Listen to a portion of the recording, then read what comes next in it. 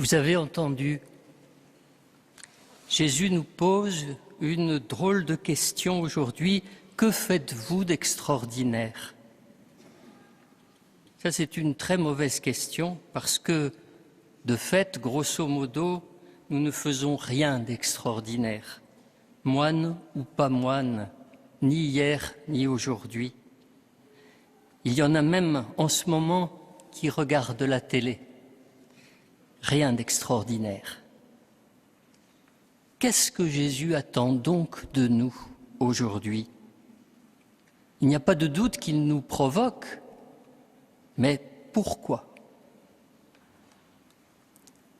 Eh bien, pour nous provoquer. Exactement comme disait une chanson, comme un pétard qu'attend plus qu'une allumette. Parce que l'Évangile est une bombe, mais il n'y a pas d'allumette.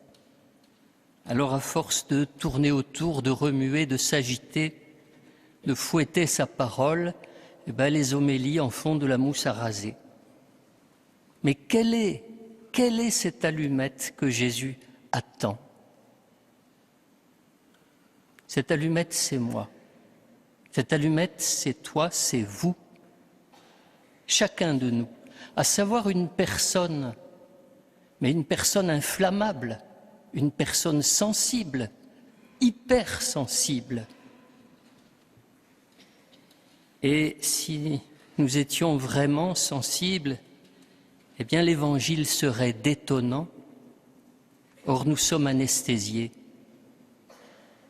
Il y a bien une petite goutte de phosphore au fond de notre cœur, mais souvent, elle a été imperméabilisée à force de mauvais traitements ou par peur des mauvais traitements. Un peu comme si on avait plongé l'allumette dans de la mayonnaise industrielle. Alors on a beau gratter, eh bien ça ne marche plus, ça glisse, la parole glisse. Écoutons encore cette parole de Jésus aujourd'hui. On t'insulte, on te donne une gifle, dis merci et tends l'autre joue. Elle t'a pris ton t-shirt, eh bien, donne-lui ton pull aussi. Et encore, on te demande un service pour X, pour Y, fais-en deux, pour lui, pour elle. C'est-à-dire, pas seulement encaisser, céder, se laisser faire, mais en rajouter. Parce que céder, c'est de la faiblesse, mais en rajouter, c'est de la liberté. La liberté commence juste après ce qui ressemble le plus à de l'obéissance. La liberté commence avec une douceur plus forte que la force. Le meilleur commentaire d'un père de l'Église, c'est peut-être celui de Shakespeare, quand il écrit « Celui qui se fait détrousser et qui sourit, celui-là dérobe quelque chose au voleur. » Dans toute l'histoire des hommes, aucun homme n'a manifesté une liberté aussi éclatante que Jésus de Nazareth. Il a obéi à la perfection, à la plus dure des lois, la loi de la mort, et il en a rajouté, il a ressuscité.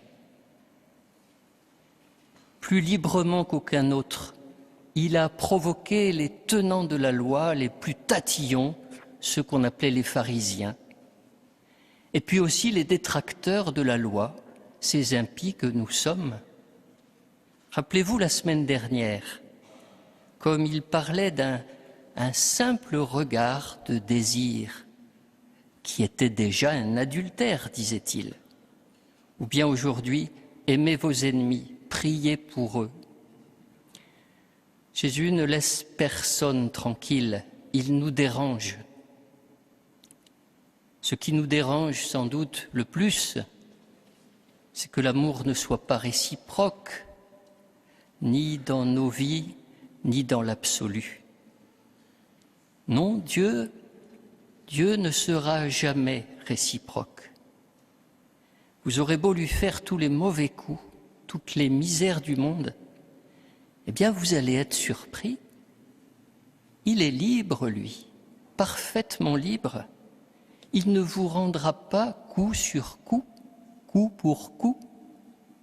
Il encaissera et après, il vous surprendra. Alors, ce qu'il attend de nous, mais nous n'avons qu'une vie pour le faire, c'est aussi une surprise. Un petit rien de liberté, cette liberté qui commence avec la douceur et qui va plus loin, une surenchère qui traduit un véritable amour. Mais attention, non pas pour lui, vis-à-vis de lui. Inutile d'en rajouter en dévotion.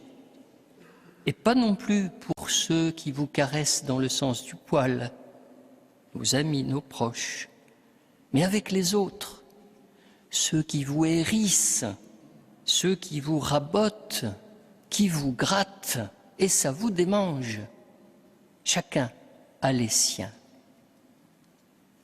Cela s'appelle accepter les autres, accepter l'altération. Tout au long de notre vie, notre amour le plus libre réside dans notre capacité à nous laisser altérer par la vie, par les rencontres et même par les adversités.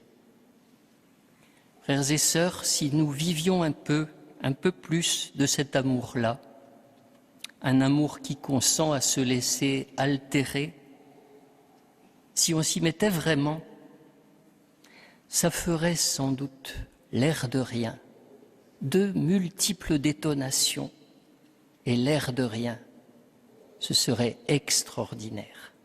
Amen.